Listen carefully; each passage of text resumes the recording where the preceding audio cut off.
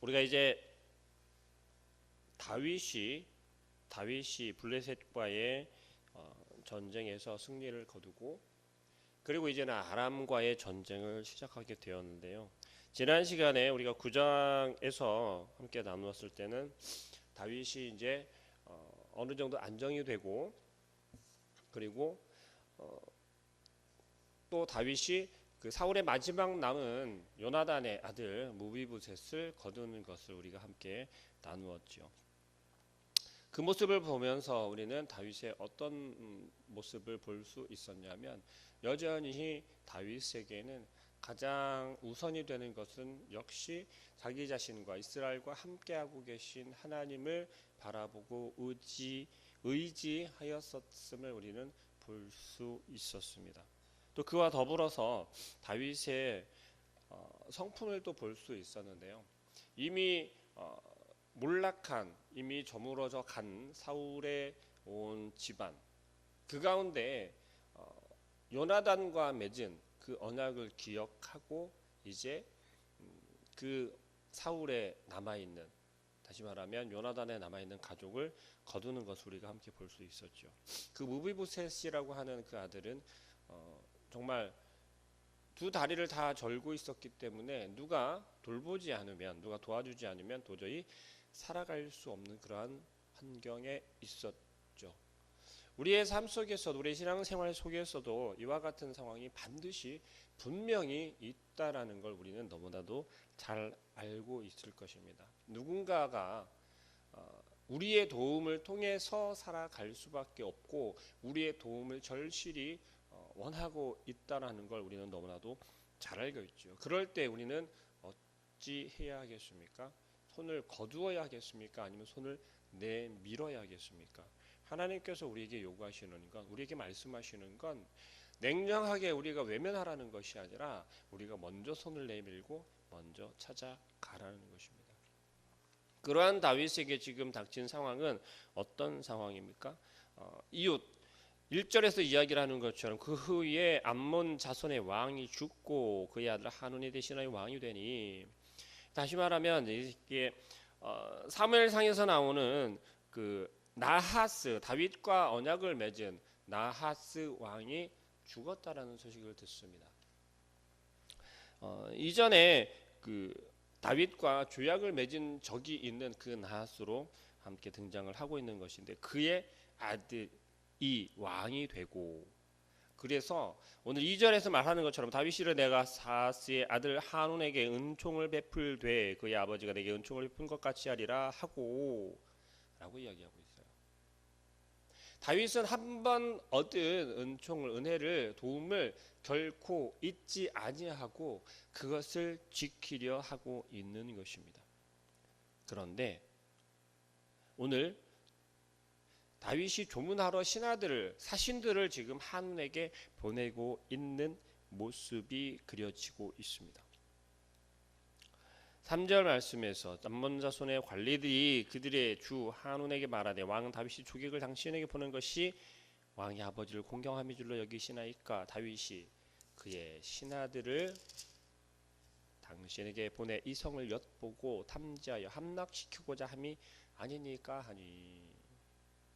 지금 다윗의 신하들을 보냈는데 사신들을 보냈는데 사신을 보낸 다윗은 어떠한 마음으로 보냈습니까? 진정으로 나하스 왕의 죽음을 애도하고 그 애도하는 마음을 사신들을 통해서 조문하고 있는 것입니다. 그런데 한운이 지금 오해하고 또 우리가 함께 읽은 본문 말씀에서처럼 이와 같은 사태가 벌어지게 하는 것은 지금 누구에 의해서 이런 사단이 일어나고 있습니까? 한운의 관리들이 모함을 하고 있다라는 것입니다. 이들은 왜 모함을 하고 있었을까요? 왜 다윗이 조문한 이 사신들을 오히려 첩자로 여기게 만들고 그렇게 왕에게 보고했을까요? 우리가 누군가에게 높낮이를 높고 낮음을 굳이 이야기할 필요는 없으나 누군가가 아래에 있는 사람이 위에 관리자에게 옳은 대로 보고하지 아니하고 뭔가 잘못 다른 마음을 품고 보고를 하는 데는 왜 그렇게 이야기를 할까요? 분명히 목적이 있겠죠. 그 목적은 어떤 목적일까요? 나에게 유익이 있기 때문에 그렇게 할까요? 아니면 유익이 없음에도 불구하고 그저 그렇게 이야기를 할까요? 분명한 목적이 있다라는 것입니다. 내가 갖고자 하는, 내가 얻고자 하는 유익이 반드시 있다라는 것입니다. 그것이 아니라면 시기하거나 질투하는 마음 그 외에는 이렇게 할 수 없다라는 것이죠. 다윗은 지금 이스라엘이 어떤 상태가 되었습니까? 안정되었고 블레셋과의 전투에도 이겼고 또 그를 시기하는 그 주변국들과 어찌 되었습니까? 화친을 맺게 되었다라는 거예요.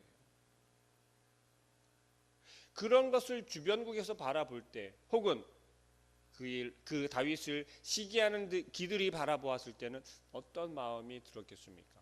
무엇 하나라도 꼬투리를 잡아서 꺼리를 만들길 원했을 거라는 겁니다. 함께 신앙생활하는 신앙 공동체, 우리 교회 안에서도 이와 같은 일이 정말 분분히 일어나고 있다는 것입니다. 왜 그렇습니까? 동일한 하나님을 바라보고 동일한 하나님의 말씀을 들으며 그 말씀을 의지하여서 살아가는 하나님의 백성들입니다. 하나님의 자녀들이라는 거죠. 그런데도 왜 우리의 마음 가운데는 미워하고 시기하는 마음들이 자꾸만 일어나고 있을까요? 우리의 욕심이 끊임없이 자라나고 있기 때문인 줄 믿으시길 바랍니다. 결국 어떤 사태까지 벌어집니까? 4절 말씀에 이렇게 이야기합니다. 이에 한온이 다윗의 신하들을 잡아 그들의 수염 절반을 깎고 그들의 의복의 중동 볼기까지 자르고 돌려보내매.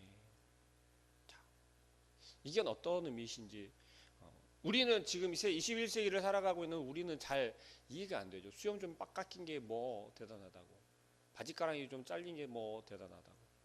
그런데요, 지금 이때는 고대 근동 지방이라는 거죠. 지금의 아랍 지역을 생각해 보면 이해가 조금 빠르실 겁니다.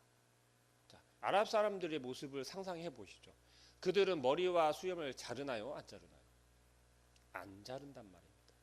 여전히 지금까지 자르지 않습니다. 그들이 입고 다니는 옷을 바라보시죠. 여자들이 입는 것처럼 그렇게 치렁치렁 긴 옷을 입고 다닌다는 거죠. 왜 그럴까요? 그들에게는 그것이 전통이고 그것을 지켜 나아가는 거라는 거죠. 수염을 자른다라고 하는 것은요, 이것은 명예를 실추시키는 것과 같습니다. 고대 근동에서는요, 수염을 밀리는 것을 어떤 의미로 표현하고 있냐면 노예로 삼았을 때 노예들에게 행하는 일이 바로 수염을 미는 거였어요. 이것을 절반씩 잘라버렸다는 겁니다. 설명되지는 것처럼 수염의 길이를 절반을 자른 건지 아니면 얼굴에서 절반 정도를 밀어낸 것인지는 분명하지 않습니다. 그러나 설명되는 것은 얼굴에서 수염 절반을, 예를 들어서 이런 겁니다. 수염이 이렇게 나 있으면 한쪽에서부터 이 절반을 밀어낸 거였어요. 보기에도 어떻습니까? 굉장히 우스꽝스럽겠죠. 아랍 사람들이 수염을 어떻게 기르는지는 잘 알지 않으십니까? 길게 기르나는 거죠. 수북하게. 근데 그 절반만 남겨놓은 상태로 밀어버린다는 거예요. 얼마나 부끄러운 모습이겠습니까? 그런데 거기에 더해서 그들의 의복의 중동 볼기까지 자르고 돌려보냈다라고 이야기를 합니다. 자료에 의하면 어떻게 이야기되고 있냐면 제사장이 아니고서는 속옷을 입지 않는다고 합니다. 그럼 상상해 보십시오. 볼기까지 바지 입단을 잘라냈대요. 그래서 어떤 모습입니까? 굳이 설명하지 않아도 모습이 상상이 되지 않으십니까? 수염은 절반까지 밀린 상태가 되고 그들이 입고 있는 옷은 어떻게 되었다고요? 볼기까지 엉덩이가 드러나게 바지를 잘라내었다라는 거예요. 그리고 돌려보냈다라고 합니다. 이 얼마나 수치스러운 모습입니까? 이 얼마나 부끄러운 모습이냐는 것이죠. 그들에게는 그 어떤 상태보다 이것이 거의 죽는 것과 마찬가지의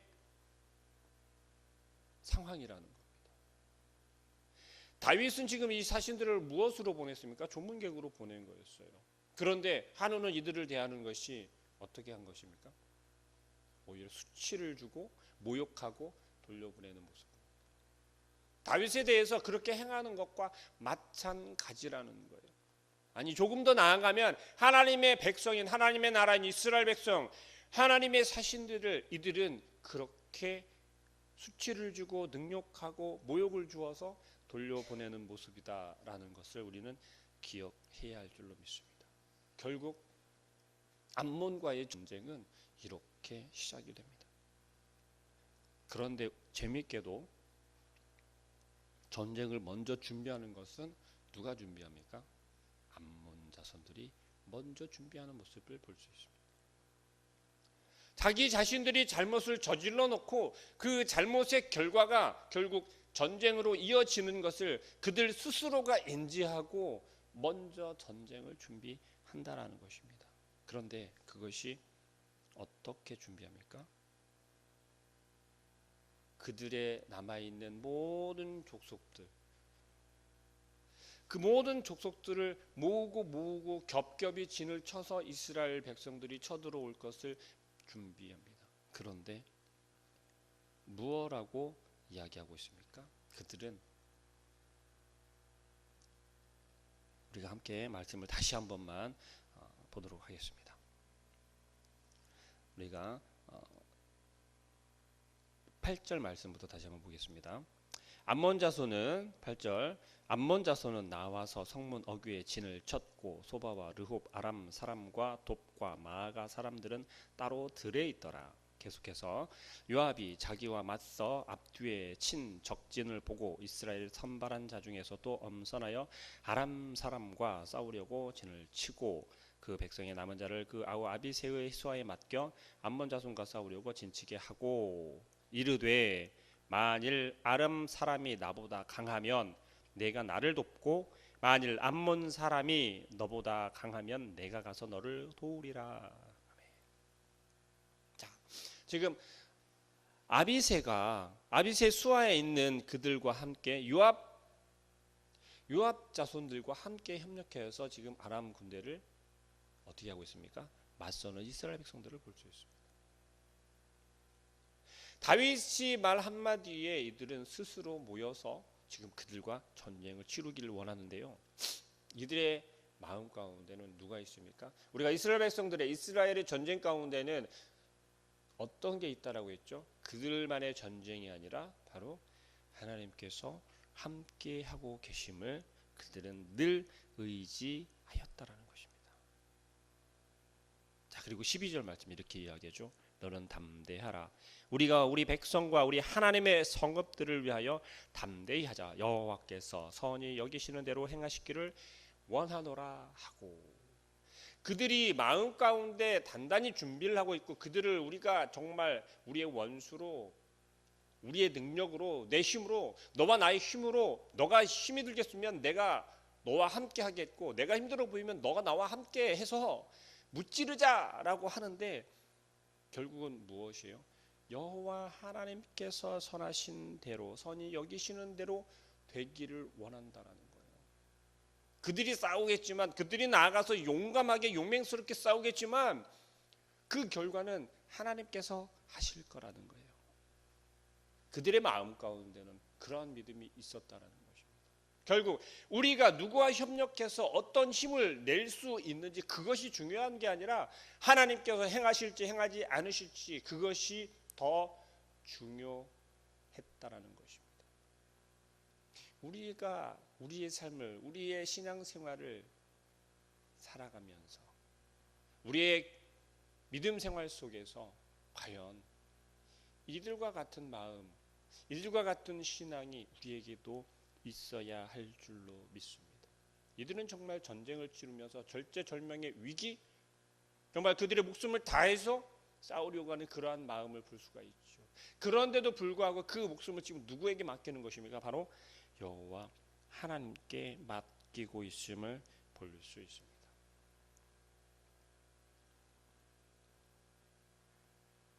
어리석은 신하들의 마음 가운데, 그들의 머리 가운데 생각되어진 것은 어떻게 해서든 그 왕에게, 새로운 왕이 된 한온에게 좋게 보이기를, 혹은 우리가 똑똑하다, 우리가 정사를 잘 볼 수 있다라고 보여주고 싶었을지 모릅니다. 그런데 그 결과가 지금 어떻게 되었습니까? 전쟁으로 이어지게 되었고 결국은 어찌 됩니까? 다윗에게, 이스라엘에게 패하게 되는 결과를 가져오게 됩니다.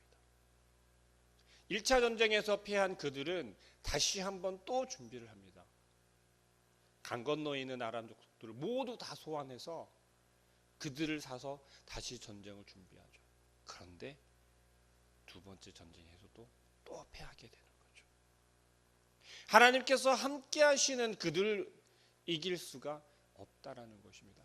하나님께서 함께 하시면 그 전쟁은 우리가 하는 것이 아니라 우리의 삶 속에서 우리가 아무리 단단히 준비하고 준비해도 하나님께서 우리와 함께 하지 않으시면 우리는 넘어질 수밖에 없다라는 것이에요. 그러나 하나님께서 우리와 함께 해주시면 우리의 삶 속에서, 오늘 하루의 삶 속에서 우리가 싸울 영적 전투에서 우리는 승리할 수밖에 없다라는 것입니다. 우리를 넘어뜨리고 우리를 자꾸만 미혹하는 그러한 악한 권세 속에서 우리를 지켜주시고 우리가 이겨내게 하시는 분은 우리의 튼튼함이 아니라 내 믿음이 튼튼하고 단단하고 커서 이겨낼 수 있다라는 어리석은 생각을 하는 것이 아니라 하나님께서 오늘 하루도 여러분과 저와 함께 하시고 우리에게 힘을 주시고 우리를 지켜주시고 우리를 대신하여서 싸워주실 거라고 하는 확신을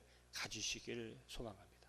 그럴 때 오늘 이스라엘 백성이 암몬 족속과의 전쟁에서 승리할 수 있었던 것처럼 오늘 하루의 삶 속에서도 우리가 승리하는 삶을 사실 줄 믿습니다. 기도하겠습니다. 사랑하는 하나님, 하나님께서 오늘 다윗을 통하여 우리에게 말씀하시는 이 모습을 바라보게 하여 주옵소서.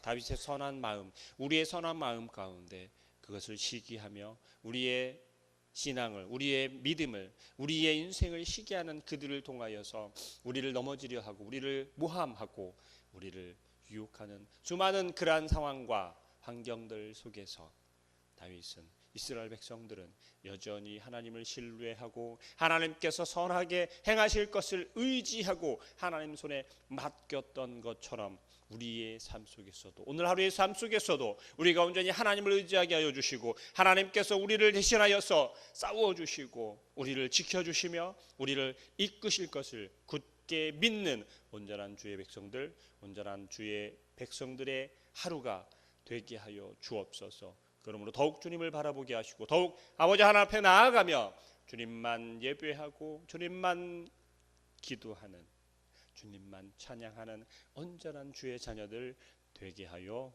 주옵소서. 예수 그리스도의 이름으로 기도합니다. 아멘.